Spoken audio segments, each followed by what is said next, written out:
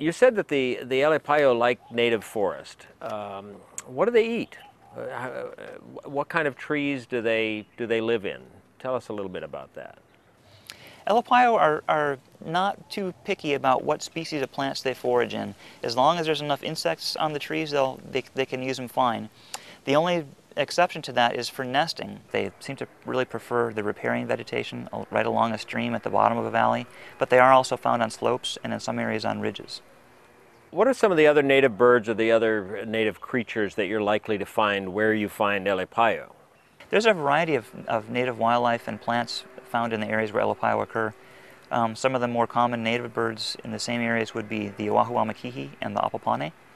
And there also, in some places, are a variety of native plants. Some of the steeper areas along the streams are kind of a refuge for native plants where they've not been able to get browsed by feral goats and pigs. So there are a number of rare plants found in the same areas where Elepaio are found. What are some of the factors in the decline of these birds? There are several factors that have been involved in the decline of the Elepaio.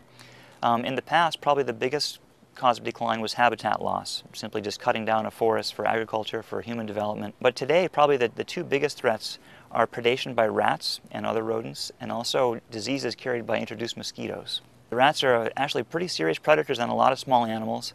In terms of body weight, they're many times the size of an Elepaio. The most common form of predation is probably on the nest, though. They're taking the eggs and the chicks, but also sometimes the adult female as she's sitting on the nest. We've controlled rats with a combination of snap traps and also of poison bait stations that are set up in trees. Rat control has been very effective at reducing rat populations and increasing nest success of Elepaio. But thus far it really hasn't been enough. It's helped, but we've only done it on a small scale so far. And to really help recover the population as a whole, we need to expand the scale at which we do the rat control. In most continental areas, birds are afraid of predators. They'll recognize a cat or a rat or a hawk or something else as a predator that they should be afraid of. Unfortunately, in Hawaii and other oceanic islands where birds have evolved in isolation, they simply don't recognize what predators are.